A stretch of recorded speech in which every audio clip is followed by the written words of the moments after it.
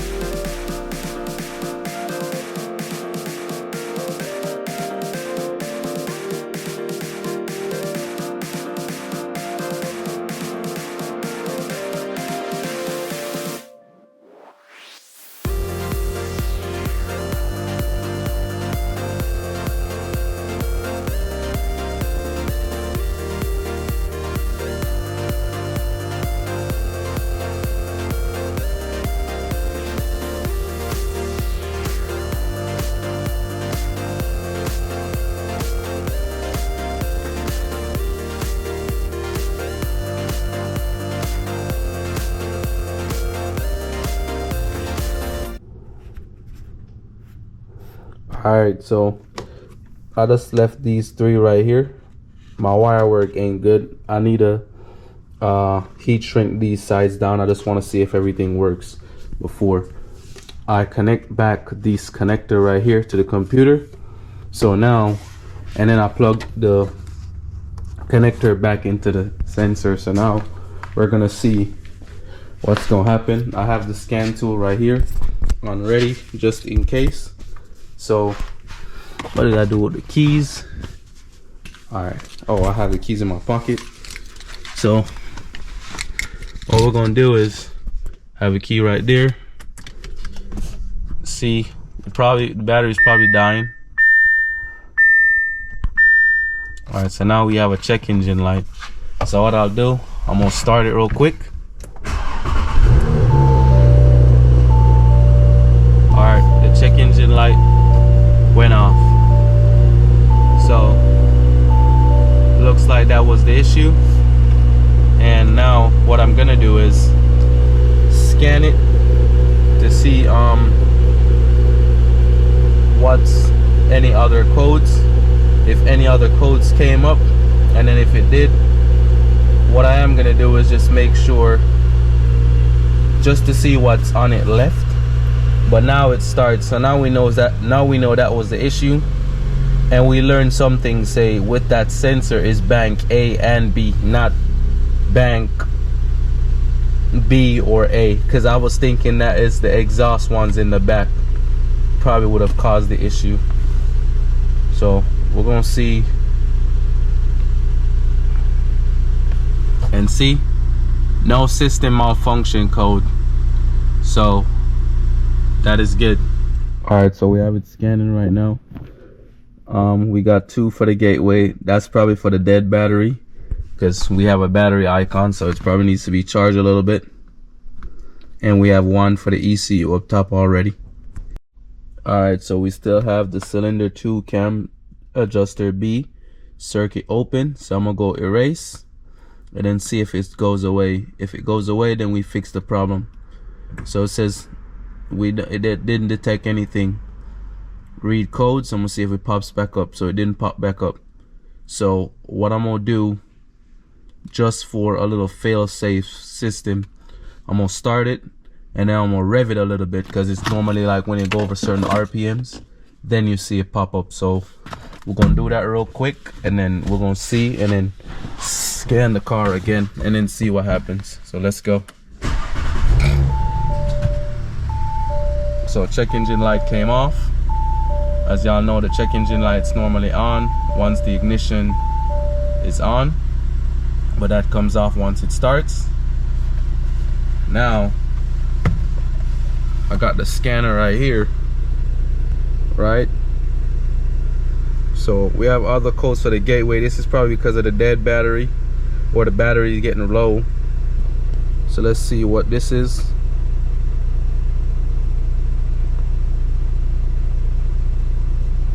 Yeah, static current to high energy management activated.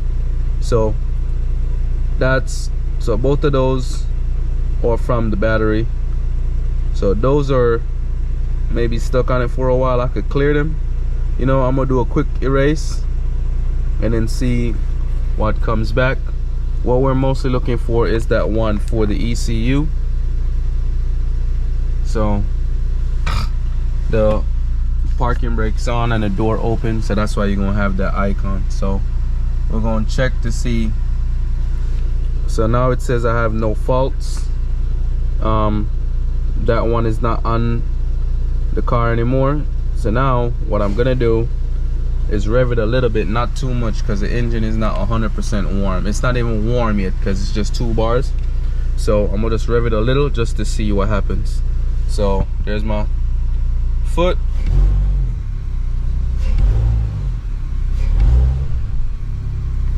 Now I'm gonna try press read codes and then see what comes up. Nothing comes up this time. So as I said, it looks like that code was caused with that sensor, but all those wires, you see that all those wires are broken, but we still have to fix those wires. That wire, the wire repair that I did is just a temporary fix. So I'm gonna have to order, because that part came off of a Porsche and the wires are not that thick. So I have to get new wires, because I really don't want to extend it, because if I do extend it, then I might have to remove a clip from somewhere, so it's not too much tightness or anything tugging on that. So nothing, so it doesn't pull the pin right back out. But it is just a temporary fix. But now y'all know, if y'all have that cylinder 2 Bravo actuator, it's more than likely the wiring, and from the schematics that I have from Audi, that was the issue. So now we fixed that issue. Now we're good. I don't think there's anything else that we need to talk about on this car. So we're gonna wrap it up in a minute. Let's go. All right, so that's everything we needed to do to fix that code. Now we don't have no more of that code on the car. It is good.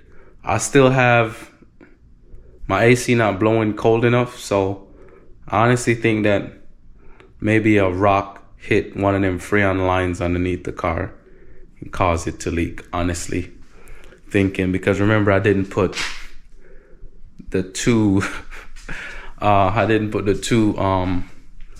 covers that go by the wheel well. So I think that's probably what it is.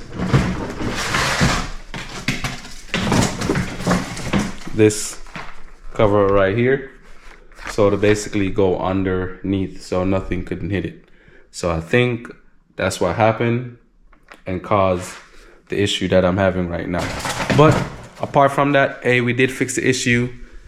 It was a lot of work, but now I know what you need to do for especially this new one. A and B is on the same sensor. So more than likely, once it says open, it was a wiring issue. And come to find out, I did break that wire about a year ago and didn't even realize. I think if you go back to the video when I changed out I think it was the fuel pressure sensor. I think that was it. Or when I was doing the coil packs, So maybe that's what I did when I was doing that live. But anyways, thank y'all for watching. Stay positive, stay motivated, and guess what? Our haters are our biggest motivators. But until next time, we'll see what next happens to this car. Let's go.